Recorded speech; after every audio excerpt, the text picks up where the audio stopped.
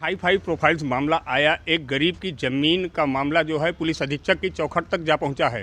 Police अधीक्षक के सामने महिला ने आरोप लगाया है कि अमेठी की जायस नगर पालिका के चेयरमैन द्वारा गलत तरीके से एक ज़मीन को जो है बैनामा करवा के जो है उसके साथ अन्याय किया गया है। मैं मौजूद हूं जायस नगर पालिका में और जहां पर चेयरमैन से मैंने बात करने का प्रयास किया, उनसे पूछने का यह प्रयास किया कि आखिर मामला क्या है, तो उन्होंने नो कमेंट्स कह के वो पूरी बात को इतश्री कर दी है। लेकिन मामला हाई प्रोफाइल से जुड़ा हुआ है, चूँकि अमेठी की सांसद स्मृति ईरानी के क्षेत्र से जुड़ा ये मामला है, जिसको लेकर लगातार कोशिश की जा रही थी। पुलिस से शिकायत भी हुई थी, लेकिन शिकायत के बाद किस तरीके का एक्शन आया है पुलिस का, अब तक ये किसी भी प्रकार से कोई बात रखने को अपनी ओर से तैयार नहीं हुए हैं।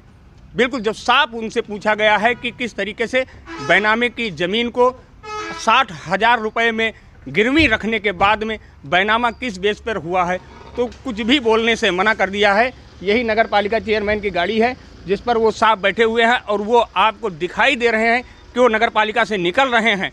निकलते हुए उन्होंने कैमरे के सामने बोलने से, कुछ भी कहने से साफ मना कर दिया है। जिस तरीके से नगर पालिका के चेयरमैन महेश सोनकर के ऊपर आरोप लगाए गए हैं और महिला ने पुलिस अधीक्षक की चौखट पर जाकर आरोप लगाते हुए ज़मीन को वापस दिलाए जाने की मांग की है, साफ स्पष्ट हो रहा है कि कहीं ना कहीं प्रशासन इस समय दबाव में अपने आप को महसूस करके महिला को न्याय देने में थोड़ी देरी जरूर कर रहा है।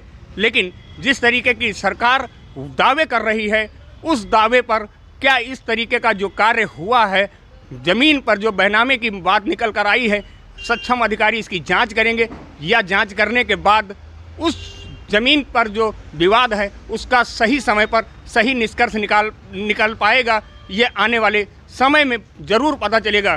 कैमरा पर्सन इसराफिल के साथ आदित्य तिवारी, टाइम 8 अमेठी। क्या नाम है? धर्मराज। क्या मामला है?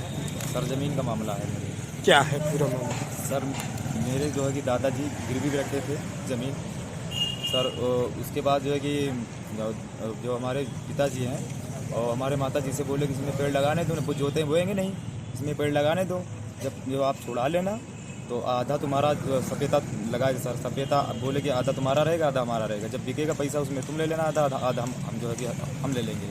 सर अभी तक ज़मीन था हम छुड़ा नहीं पाए थे सर, ज़मीन नहीं छुड़ा पाए थे। हमारा भाई इसमें एक सपेता सूखा हुआ था, उसमें गया उसको काटने के लिए, तो उसकी नौकरानी जो है कि फ़ोन करके चेयरमैन को बुलाया तो चेयरमैन वहाँ पे आए। चेयरमैन जो है कि जो चेयरमैन के आदमी थे वो जो है कि मारे, और हम जो है हमारे पिता भी सुने, हमारे जो घर के लोग हैं वो भी सुने, वहाँ पे गए। हमारे मम्मी पापा को सब, हमारे पापा को भी मारे, हमारे भाई को मारे, और फिर उसके बाद 112 नंबर मिलवा के हमारे भाई को, हमारे पिताजी को बंद करवा दिया सर। उसके बाद सर मैं वहाँ पे गया, उनको सुलानामा करके छुड़वा के ले आ रहा था। उसके बाद जब चेयरमैन के घर के सामने जस्ट आ गए तो चेयरमैन के आदमी हमारे भाई को एक गाड़ी में अलग बैठा लिया। उसके बाद और हम आगे बढ़े, हमारे साथ में भी लग गए। वहाँ पे देखा हमारी मम्मी जो है कि पहले से बैठा के रखा था, तो वहाँ पे सर जो है कि हमारे मम्मी पापा को एक अलग गाड़ी में ले गया, हमारे भाई को अलग गाड़ी में ले गए। हमारे मम्मी पापा को धमकाए और 1-2 रापट मारे कि अगर जो है कि अगर ज़मीन अगर बैनामा नहीं लिखोगे तो तुम्हारे लड़कों को जान से मार देंगे। सर मम्मी पापा हमारे डर के मारे एकदम कर गए थे, तो जाके बैनामा सर।